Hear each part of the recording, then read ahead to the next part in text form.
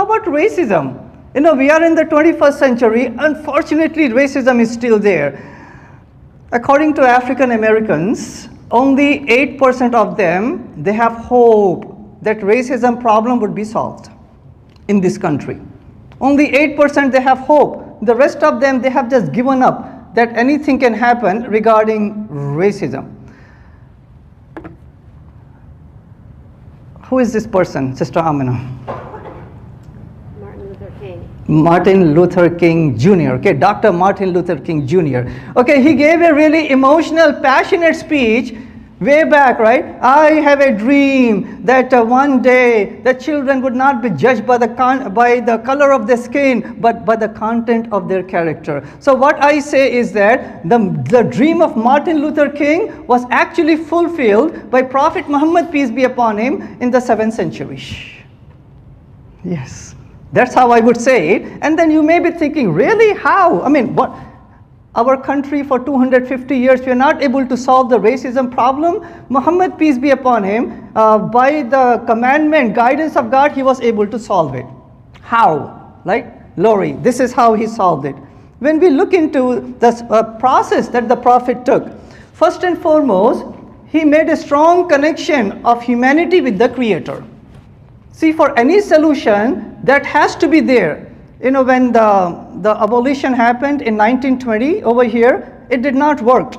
It did not work because just having it on the paper is not good enough. It has to come from people's heart. They have to realize, you know, there is a Creator and He doesn't want us to drink. Look at the consequences. We'll be held accountable on the day of judgment. That has to be there.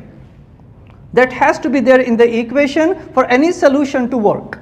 So that's the first and the foremost thing that the Prophet did. And then the Prophet himself was the most credible person, and people were attracted to him like magnets. Okay, the Muslims over here, what were the two names that the people gave, even non-Muslims, to Prophet Muhammad, peace be upon him? Any Muslim over here? Maybe the sisters in the front. Go ahead, you guys know this. Yes, yes. As-Sadiq and Al-Amin. That means the truthful and the honest. So he was taken as the most credible person in all of Arabia. So when he was saying something, people used to believe. You know, compare that to our politicians, right? They say that they only have a rating of about, 8%, you know, positive rating. He had 100% positive rating. So people were listening to him, people were attracted. So credibility has to be there of the person making the laws. So number third, he brought people together under the umbrella of one human family, you know, brotherhood and sisterhood. He gave that sense that we are all equal. Muslims, when we stand, you know, when you see the prayer, the second prayer of the day, we stand shoulder to shoulder. No economic barriers, racial barriers, any barriers, shoulder to shoulder, worshipping the God as one human family.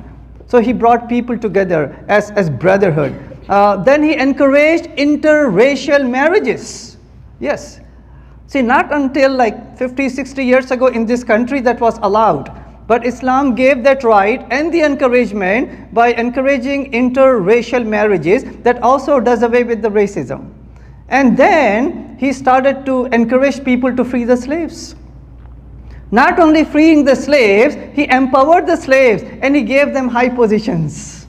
He gave them honor and high positions. And then he encouraged people to get educated. No one should be begging. No one should be just on the food stamps. Every person has to work if he's able to or she's able to. And then that increase the employment. Then there are so many ways that he mentioned about the equality in front of the law of all the people in the society. Then let me just give one example, then I will end my presentation, inshallah, God willing. The rest of the solutions, maybe in the Q&A session we can go over. The fourth caliph. So after Prophet Muhammad, peace be upon him, he passed away in the year, okay, who knows which year he passed away? Approximately 632. So he was born in 570 CE, approximately like 600 years after Christ. So when he passed away, the very first head of the state was Abu Bakr, then Umar, then Uthman, and the fourth caliph was Ali. So in the time of Ali, so Ali was going one time as the head of the state, right? He was going in the street and he came to a shop. He came to a shop and then he found out that this Jewish person in Medina, he was selling some things. And then Ali recognized, you know what? That is my sword that this person is selling. So Ali approached this person and he said, you know, how come you're selling my sword that belongs to me? And the Jewish person, he said, no, that belongs to me. There's a dispute between the head of the state and a person who is a minority in Medina, a Jewish person. See, Ali as the head of the state, he knew that was his sword. He could have just grabbed the sword or brought the soldiers and punished the person, but Islamic justice is not like that. So then Ali said, okay, me and you, we will go to the Supreme Court. Okay, they both went to the Supreme Court of the land in Medina, and the main judge of the Supreme Court was a Muslim, a freed slave. All right, look at the high positions of the freed slave. And then this Chief Justice, he said, okay, Ali, just because you are a head of the state, you cannot sit at a higher level compared to the Jewish person. Both of you are equal in front of me. Both of you sit down in front of me equally. Then the Chief Justice, he said, okay, Ali, what is your evidence that this sword belongs to you? Ali said, that's easy for me. I can bring my children, my family, and they can identify the sword belongs to me, right? Then the Chief Justice, he said, that's not Islamic justice. You cannot have your own family as your witnesses. So because of lack of witnesses, the Chief Justice, he said, I will hand over this sword to the Jewish person. And the Jewish person became so, teary-eyed, and he said, Ali, you were walking at night, you dropped your sword, and I took it, and I'm selling it, it actually belongs to you. And then he said, the Jewish person, look at the Islamic justice. My judgment was against the head of the state, and the judge was equal to both a minority, a Jewish person, and the head of the state. This is the Islamic justice, and this is the Islamic law according to the Jewish person. So when we look into other solutions that Islam provides against racism, against injustices, drug problem, gambling problem, homicide, extremism, suicide, you name it, there are excellent solutions like this that Muhammad, peace be upon him, he implemented, and when he did that, poverty was eradicated, subjugation was eradicated, the society became sober, and we can also study that guidance and that template to also bring relief to our society. So let me end with this one passage from the Quran. That passage from the Quran that actually brings the spirit of why we all are here today.